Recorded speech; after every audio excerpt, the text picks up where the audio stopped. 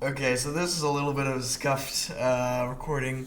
I just did a 11-minute video, basically exactly what I want, but let me show you what happened. So I'm in OBS and I look down here at this mic aux thing, and there is no bar. Like you can see this moving. It looks exactly like this, and I'm like, what the hell is going on right now? Where's my audio? This is 11 minutes in when I'm basically done. It is 11 at night. I kind of just want to go to bed at this point, but it's whatever, right? So, I just look at it. Anyway, this is the En-shittening, as I like to call it, of businesses sometimes, and you'll see this a lot in game companies. Just something to look out for. With if you're ever trying to build a product and how you don't lose the plot and lose your fan base or whatever, right? So the first stage of this sort of life cycle, the reason I'm calling this a life cycle is because I'm basing this off of three things. I always forget the camera's flipped. Is number one is a show, or it's in the show Mythic Quest season 1 episode 5, I think it is. It's called A Dark Quiet Death, right? Number 2 is the company called Boeing. You may know them. And the third is an episode from DC's Legends of Tomorrow. I don't know the episode name or the title, but it's we'll get into it. We might not cover it depending on how long this takes, but it's a great show, but it's really confusing if you don't watch the show. So that's why I might not mention it. But oh shit. Basically, the life cycle of the show or the episode called A Dark Quiet Death is basically this guy who goes through the business stages of a great idea to a shitty product, right? So the first stage is what I call a great idea. You have a great idea, and you want to make something about it. You know you have a great idea. You want to make something, but you don't really know exactly how to execute it, right? Or maybe you do, maybe you don't. Who knows? In this show, it was the first 5 minutes, maybe 10 minutes of it, or of the episode, where basically a guy and a girl meet. It's the guy's name is Doc and the girl's name is Bean or something like that. They meet in like a video game store in like the early 90s, right? And she's like this total goth guy or goth girl, Bean, and Doc is sort of like this. He's always wearing flannel, I guess. I don't really know how else to put it. So she has this great idea. We're gonna make this game. It's called the Dark Quiet or A Dark Quiet Death or something like that. Dark Quiet Death, DQD, right? And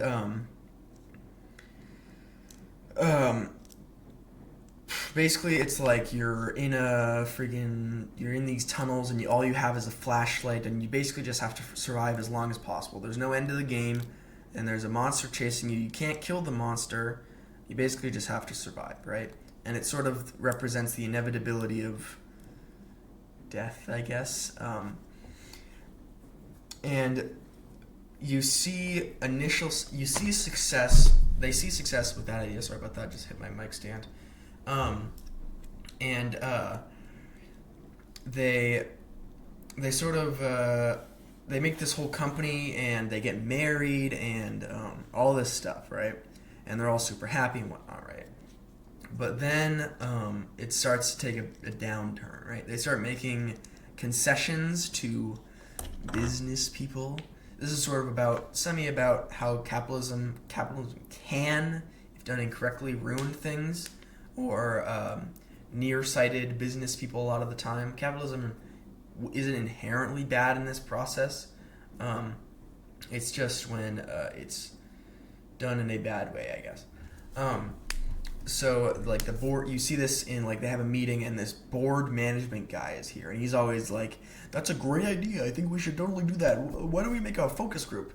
And the lady Bean is always like, "We can't have a focus group. We shouldn't be doing this."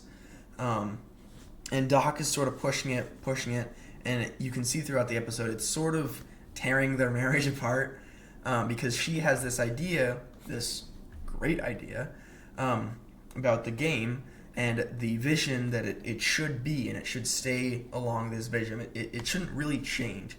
But over time, they start making concessions, right? Because what they really illustrate greatness is that it's not one, like, they're doing so good and then they make one wrong turn and then it just falls, right? It's a bunch of things that happen that make that decline, right? Or in this episode, it's not really about the company declining. It's more of like the guy Doc's marriage or happiness or views on life are declining, right? And he's like, at the beginning, he's like this super happy guy. He's like, yeah, this is a great game. I produced this game, and it's like a cool game, right? And at the end of the game, he's picking up ones. He's like, what is this? This is fucking shit, right? It's actually kind of funny because towards the end, Bean and Doc sort of swap roles, where at the beginning, Doc is sort of like this almost happy-go-lucky guy, like super light, literally light. Like, a lot of the scenes that he's in, he's wearing like bright colored clothing, or he's in a car with like the steering wheel is like a cover that's all white or whatever like that. And Bean is sort of this dark, always wearing like goth clothes, dark styles, dark hair, whatever. And that sort of represents their personality. And towards the end, Bean starts to show a little bit more skin, is sort of getting some lighter tones to her appearance, and Doc has gotten, he's like, he got a shaggly beard. He's still the same. They still have the same sort of elements that they had before, but it's just a little bit mixed a little bit. Like, it's not a total swap, but it's sort of like they're coming closer together, right? And Bean is completely different. She's like, I'm getting this game so I can make my kids happy or whatever, right? Like that. And Doc is just like, oh, this game's fucking terrible. This is just a pile of garbage, right? But yeah, so along with the way of concessions, so the first one is like, we're gonna add guns to the game. We're gonna be able to kill the friggin' the guys that are chasing you around. The concession number 2 is we want Disney to make a movie, and of course, concession number 3, or not, of course, if you haven't watched the episode, Bean is no longer there because at this point, these 2 concessions have sort of made her upset a bit because they're quite big concessions. One is adding guns to the game so that you can kill the monsters, and 2 is making a Disney movie, basically. And it's like, if you watch the trailer, it's like completely different from what it was originally like, right? And so she leaves and she divorces Doc, right? And Doc is still at the company, he's still making the game, and they are like, we should add this new guy. His name's Roscoe, and he's like this fun little guy to the game. And eventually, Doc sort of realizes the crux of Bean's arguments from before, and he's like, no, I'm the boss. Either I go, or it's either me or Roscoe. I think he says something like that. And they end up firing him, and so he's sad. Yeah. But I get what you're probably asking is, how does this relate to Boeing and stuff in the real world? Well, so what happened with Boeing is, I don't know the time they were founded, but they had this great idea. It's we're just gonna make planes, right? That's how it's gonna work. We're just gonna make planes, or we're gonna make aircraft. We're gonna make all this stuff, right? They probably need missiles or something. I don't know. But initially they had great success because the team was it was all run by engineers. Like you'd be an engineer, and then you'd become a floor manager or a team manager, then a floor manager, and then you'd go work for the higher management, right? But at one point that changed, and this is real. You can look this up. I don't know if it was all at once, but over time the higher upper management started to be replaced by sort of business people that had never worked on the floor, so they didn't really know like what exactly the whole thing was. And this is exactly this is like right here, right? The first time some guy with an MBA comes in and starts working upper management, this is like the first one. And when it's all business guys and like your sort of stereotypical executive types at this company, that's right here, right? And over time, you sort of get this,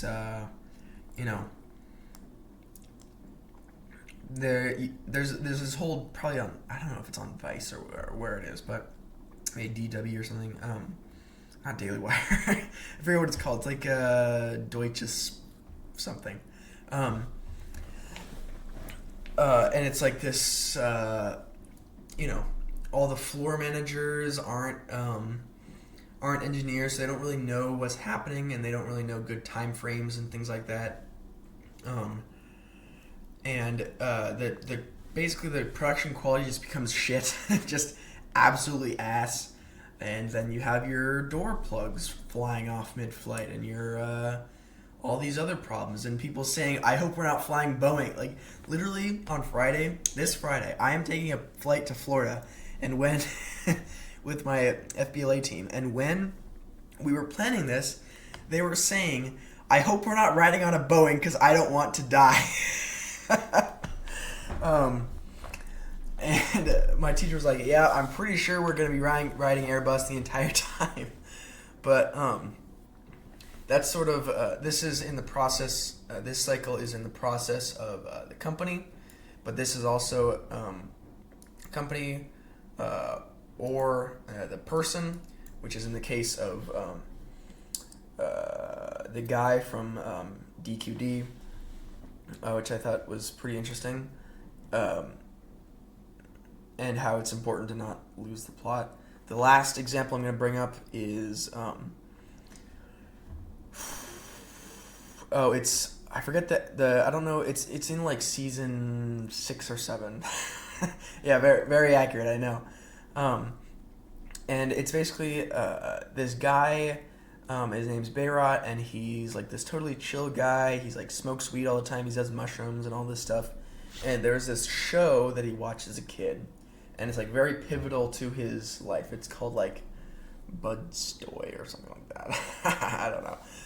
And it's like this totally like cult following type of show, and something happens, the timeline, and this show over time sort of starts to change, and in real time you can see his personality start to change as well.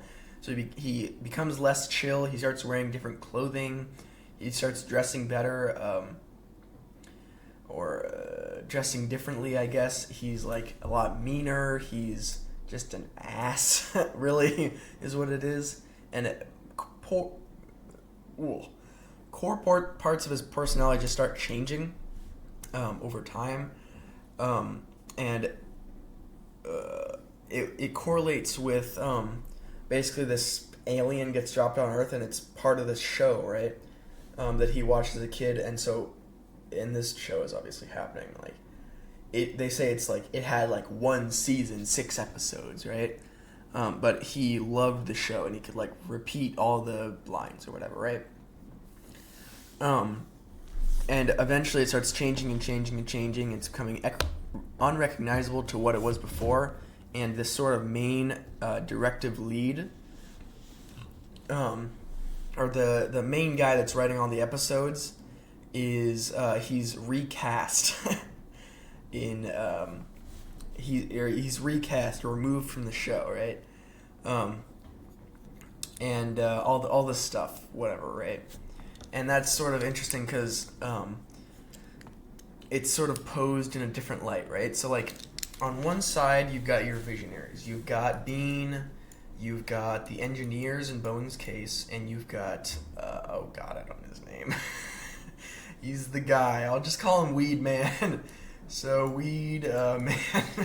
But on the other side you have the business people, right?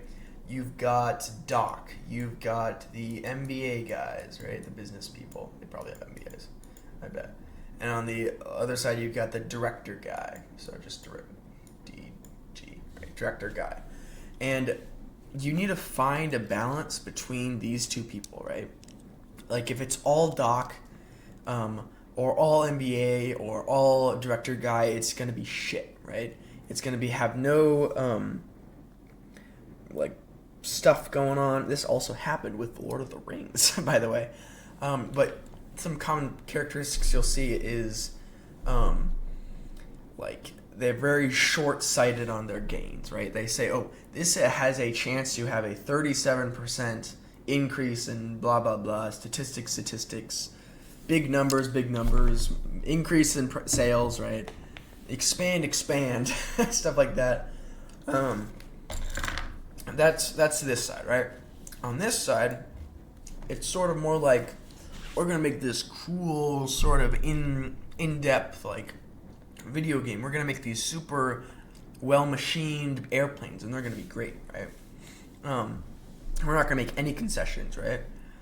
And these guys, I should probably also mention, these guys are the exact opposite. They'll do whatever it takes to make some money, make some sweet dollar bills. This obviously changes with Doc because he quits, or either quits or he gets fired, whatever. And that's the same with this guy, but it's still playing out with these MBA guys. We'll see what happens if Boeing will go bankrupt, which would definitely suck. So I think you need to find a good common ground, maybe middle line, if you will, where you can both collaborate. And these guys don't have to make too many concessions, and these guys can understand vision, I guess. Because that's the whole thing. It's vision. This also, you can get this from hundreds of companies, thousands of episodes of like, this guy they have a great company, this guy's going to take over and he's going to move all the manufacturing to those other places. Actually, I just thought of this, a Suits episode where this exact thing happens. He's like, there's this business guy, he's going to take over, he doesn't understand vision at all, and he's going to bankrupt the company, right? Yeah.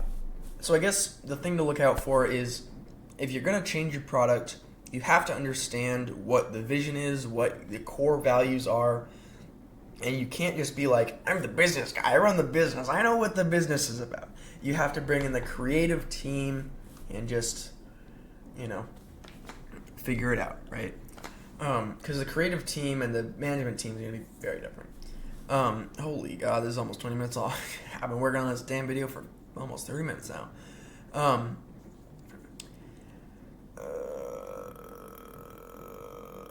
And you have to, that's what you do before you make a change. And I think, generally speaking, I'm going to freaking wrap this shit up quick. Generally speaking, go with the if you're unsure about something and the creative team and the management team are fighting, go with the creative team, because without the creative team, you have no product, and without the management team, you hire someone else. I guess you shouldn't think of it like that, because you could just say, oh, you'll hire another creative director, and then it'll be fine. But if you have a creative director that's there from the beginning, they know what it's supposed to look like, they know what it's supposed to be. If you just hire a new guy, it'll change quite a bit. And that's actually what happened with Overwatch. Jeff Kaplan, great guy. He's like this cool community-based guy, and then you replace him with someone else who's, I forget his name, is like Aaron or something, and is like probably a great guy, but he just doesn't understand the idea, or not the idea, the message, the vision of the game, right? And it's just becomes shittier and shittier and shittier over time, right? So, yeah, I guess before changing stuff, just figure out your core values, I guess. God, I'm so tired. It's 11:30. Well, that's all for me, I guess. So, yeah, have a good night. Sleep well, I guess. Thanks. Yeah, bye.